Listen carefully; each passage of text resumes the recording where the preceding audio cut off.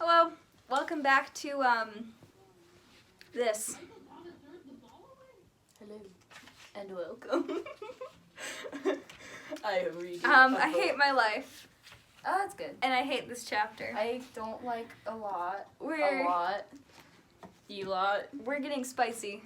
I don't like a lot. So and Margin- basically, what happened in the last two chapters was they left. Yep. And then they camped. Margin forgot the matches. Clara's obsessed with Margin for getting They should've matches. brought the matches. Elot leaves a couple of different times. Yeah, he's totally an evil psycho killer. And they wander into orc territory. And now some orcs. And now got they've them. kidnapped them. You know, Grace, they probably could have burned some of these orcs, but Margin, he didn't bring those matches. Alright, This is why they're gonna die in this episode. let's This isn't not let's an just get episode. this chapter over with. I was so proud of this chapter when I wrote it. Angela looked. It's one of them going to like somehow cut their bonds and then like, freaking escape into Fangorn Forest. Why don't we just read the story Okay, and find out? Yeah. Oh my gosh, you're gonna get saved by this elf you were talking about. Frick. Chapter 5, Captured and Questioned. When Lillian opened her eyes, the first thing she saw was a red light. She Right. blinked and the light turned pink, and then the pink slowly morphed into a face that looked a lot like Agella's. She blinked again and found that it was Agella's face. The next thing she felt was a Good. burning pain on her head. She wondered why it hurt for a minute, and then it all came back to her. She sat up sharply and asked, "What happened? Where are we?" How this would have happened if Elot hadn't left. And Margin had remembered the matches. Lay back down, Agella soothed, but Lillian did no such thing. She stood up. "Agella, what happened?" she shouted. Agella looked scared.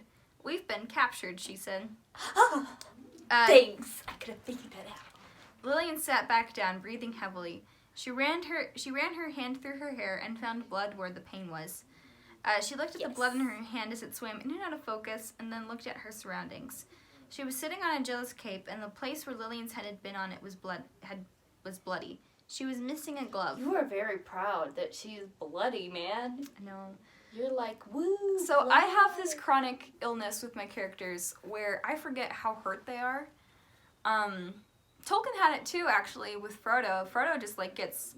And in the not in the Lord of the Rings. In the Hunger Games. Yeah, in the Hunger Katniss Games. gets hurt a So lot. it's when the author just forgets how hurt their main character They're is. like, let's So hurt they them just more. keep piling on.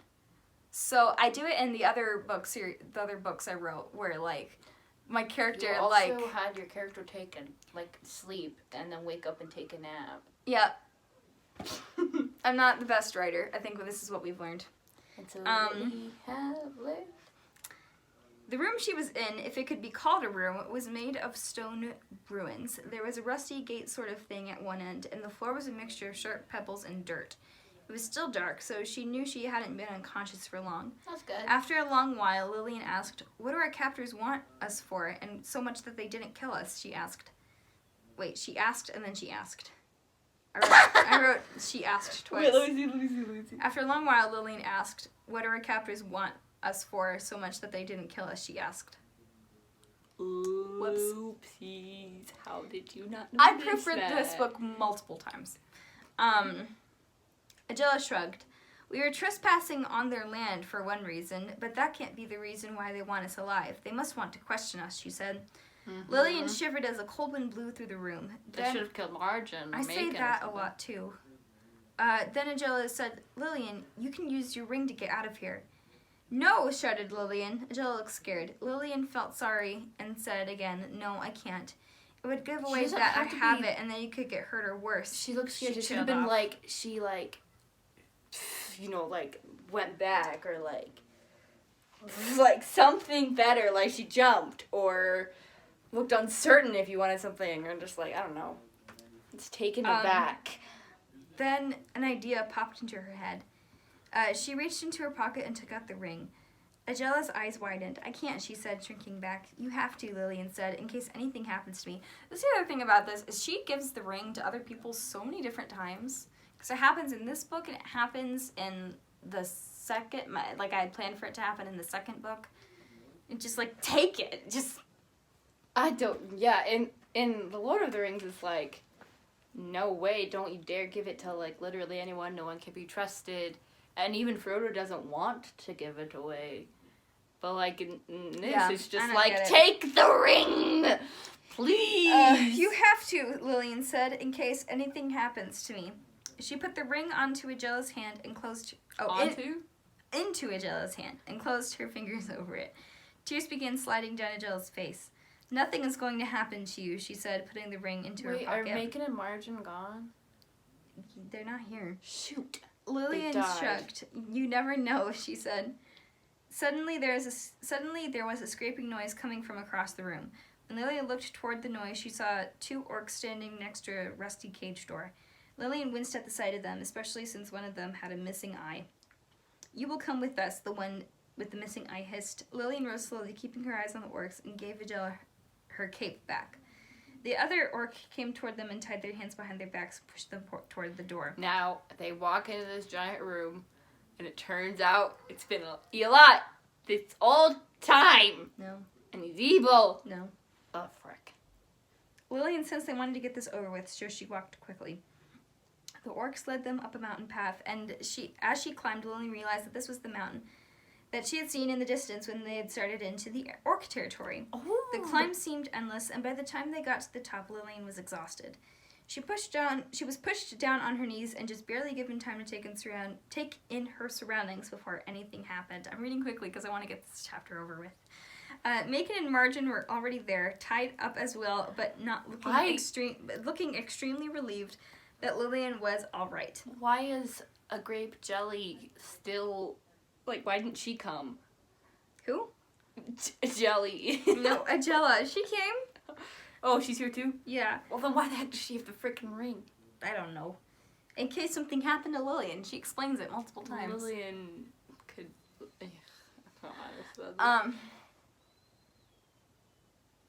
She also saw their belongings tossed aside on a rock. Lillian saw that Sting had fallen out of its sheath a little and that it was still glowing bright blue. It was surprising that Sting hadn't been found by the orcs yet. Seriously. Suddenly there was a loud clanging sound, and when Lillian looked up, there was another orc, obviously the leader because of his armor, which was covered in red paint. Or was it blood? His stature, standing up straight and tall. His face was covered in scars and blisters, most of them were still bloody, making him even more menacing. He looked at Lillian and smiled, a horrible, horrible sight, showing rotten teeth and gums. So, he sneered in rather good common language, but with an awful accent that sounded like snakes going across a gravel field. Ooh, what a description. Here are the halflings that have been traveling through our territory. That was very, very stupid. It's very nice to meet you too, Lillian said. She was surprised at herself, but her best sarcasm came out when she was scared or angry. In this case, she was both. My coping mechanism is comedy, so I'd probably just start making jokes to my captors. Yeah, so we have a smart aleck, said the orc. He walked toward Lillian, his boots and armor clanking with every step. He stopped right in front of her, forcing her to look up as far as she could. Does this smart aleck know anything about a certain ring of power, he said. What? So ring? I hate rings. I don't have a collection of them. I just... So that is what he My wants. friend, I did not give it to my friend. You know, it's a good thing she didn't give it to Margin, because he probably would have forgotten it, and then they wouldn't have had it. I mean, he forgot the matches, so... So that is what he wants, Lillian thought. Oh, She tried her best to look confused and said, I have no idea what you were talking about. Do you mean the ring to rule them all that was destroyed by my ancestor years ago? Her ancestor was Frodo, by the way. I don't know if you noticed. What? I know, right? Seriously. Wow, you really What could have a made cool that legacy. clearer to me. Nothing of the sort, seethed the orc. It was obvious Lillian had made him angry. Well, then I have no knowledge of the thing you're looking for. Do you need anything else from me? Lillian asked innocently. Oh gosh, that did it. The orc spat at her, missing by less than half an inch. Oh no. He clanked over to another orc and said something to him in black language. The other orc nodded, pulled out a sword that was hanging on his belt, walked forward, and thrust his sword into Lillian's chest. the end of the chapter.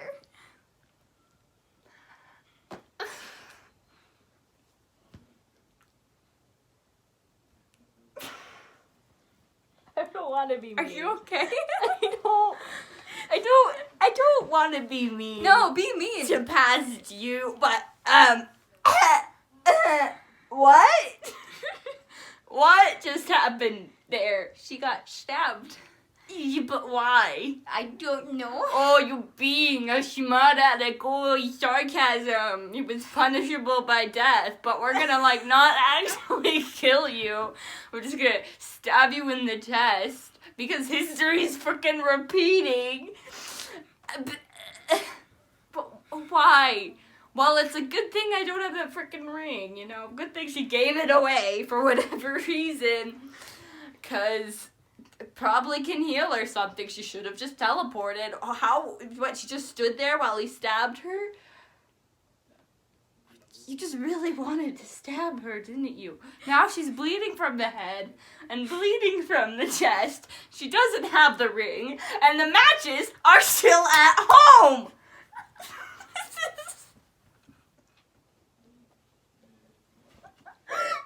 They have matches. Lillian remembered some. Yeah, Lillian remembered, but they're not margin. This is getting to me. I'm so glad you're passionate about that work. Oh my god. Alright, we're gonna leave this madness there. I'm sorry, that's a really bad cliffhanger. Both in the sense that you really want to know what's next, and then also just it sucks. I really want her just to die. I just want her to freaking die. And then Martin, or whatever her name is, Angela goes and puts the ring in the fire furnace. Well, you got one of those parts, right? What? Alright, thanks for watching. We'll be back Goodbye. sometime with Bring the your next matches. chapter. Bring your matches next Don't forget the time. matches. Don't forget the matches and your creepy wizard pals and your swords that you can stab yourself with. Don't stab yourself. Alright. Bye.